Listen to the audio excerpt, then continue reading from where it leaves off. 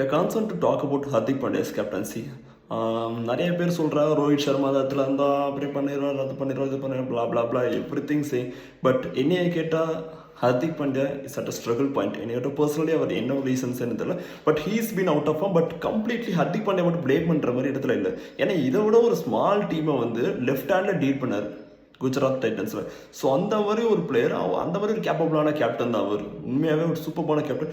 But எல்லாருமே இதான் சாக்குன்னு நிறைய பேர் அவரை போட்டு கடிக்கிறாங்க. But I am not valid for this point.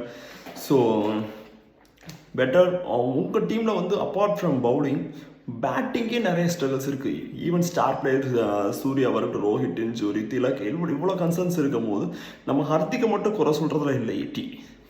Total கோரே ஒரு ப்ராப்ளமாக தான் இருக்குது.